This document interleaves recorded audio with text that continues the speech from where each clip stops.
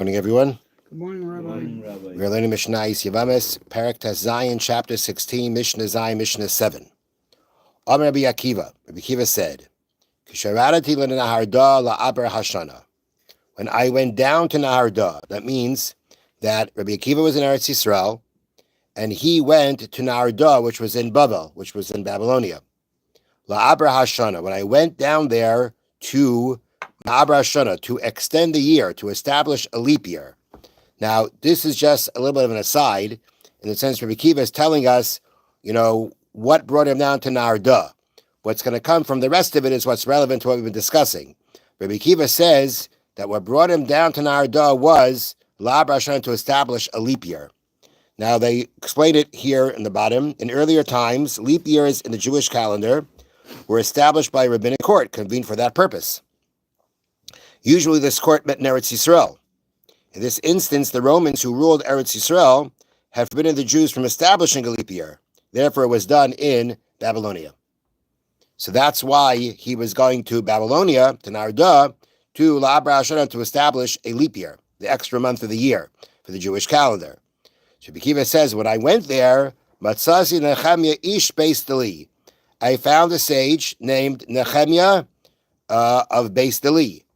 Amar Ali, he said to me, this is what Nehemiah said to Rabbi Akiva. Shamati, I heard, Shein Masien es ha'isha be'eretz Yisrael apiyed echad.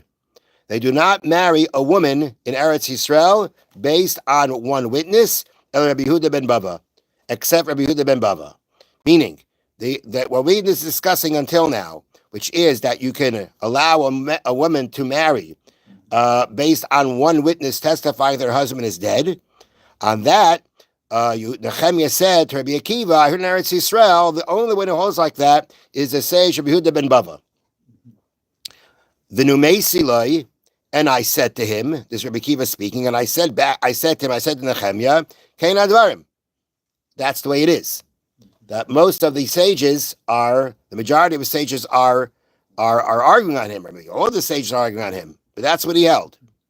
Omar Ali. So Nehemiah said back to Rabbi Akiva, he said to me, Emar lehem mishmi, tell them in my name, meaning tell the sages in Eretz Yisrael in my name, you know that the way is dangerous because of bandits. So I cannot make it to Eretz Yisrael. But I want to let you know, Rabbi Akiva somehow or another made it, and he's going to be going back. And he said to let them know that this is the message. I have a tradition from Rabbi Gamliel the elder, meaning from the earlier Rabbi Gamliel,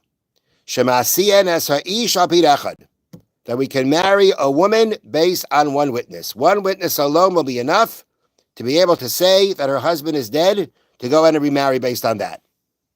That's what he said. That's the message. Tell them in Eretz Yisrael that I have a tradition from Gamliel HaZaken. I learned it from him that you do marry a woman based on the testimony of one witness.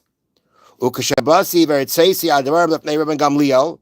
when I came and I told this over to Rabbi Gamliel, who is the grandson of Rabbi Gamliel HaZaken, who is the grandson of Rabbi Gamliel the elder, Samach l'dvarai, he was very happy about it.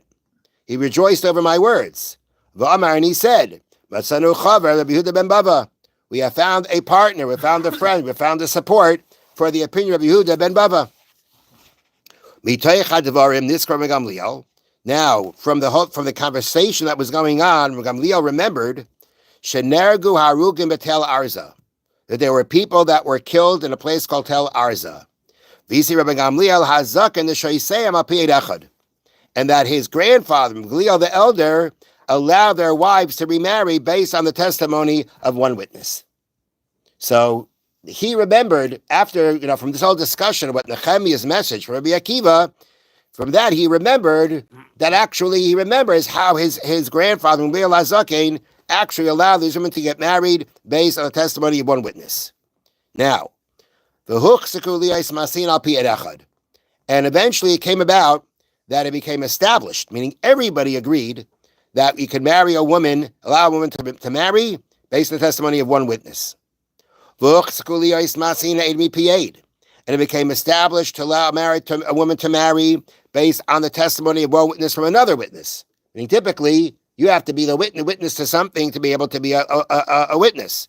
But here, where the sages were lenient, were accepting a more lenient form of evidence in order to allow a woman to remarry, they allowed aid mipi aid, one witness from another, which is some of the examples we had before.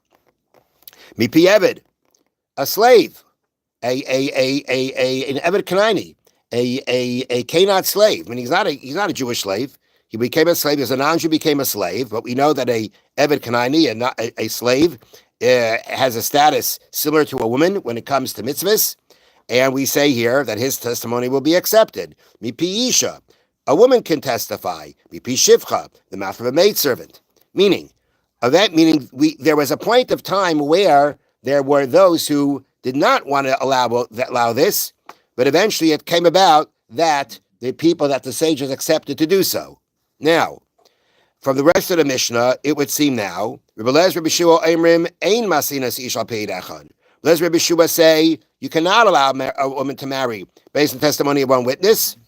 Rebbe Kiva Oimer, Rebbe Kiva says, Lo Al Pi Isha, you cannot rely on a woman. Lo Al Pi Eved, not rely on a slave. Lo Al Pi Shivcha, not by the testimony of a maidservant. Lo Al Pi Krivim, and not based on the testimony of relatives. You know, if the point here is that you can be lenient when it comes to witnesses about a husband dying, then that would include a relative who's typically not a kosher witness. If it's a relative, as long as it's not one of the 5 women we mentioned before, remember those 5 women? The stepdaughter, the sister-in-law, the mother-in-law, those, they have their special animosity, and therefore we can't rely on them. But other relatives we could rely. But this is all part of that leniency about how we allow women to marry if her husband died. So what it seems from the Mishnah is that, people began accepting it. My understanding of the Mishnah is that even so, you still have these other sages disagreeing. These sages were disagreeing. And as the Bartanura says, the halacha is not like them. The halacha is that we allow a woman based on the testimony of one witness, a witness from another witness, a woman, a slave, a relative, all of them would be able to go ahead and testify about a man's death as long as it's not one of the 5 women that we mentioned before. Okay, we will continue the rest of the Mishnah tomorrow, Mitzvah Shem. Thank you. Okay. Mizeh tira kamanoyalu harbe midei adam. And from here we see, based on what he just said, which is that when you hear trechilas from someone, that's only going to be if that you're only allowed to accept it at any levels only for precautionary measures to protect yourself, but not in any way to change the person's status in your mind. It's precautionary. I think he's a kosher person. I don't accept that he wanted to hurt me, but extra precautionary measures. I'm going to protect. I'm going to protect myself. So if that's all you're allowed to do, how foolish many people are, or how are misguided, I think rather to say, many people are. People are constantly asking others, what did so-and-so say about me? And they're trying to find out about it, even if it has no practical implication on their lives. And when the people who they're asking don't want to reveal what was said or done, they pressure them a lot until they finally break and tell them what so-and-so said about them. And it comes out that what's being said was something derogatory. And once they hear it, they accept it as 100% the truth. And by that, they become enemies.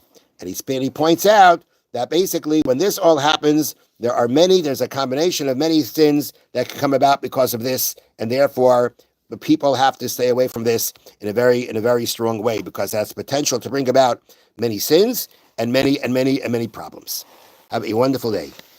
Thank you.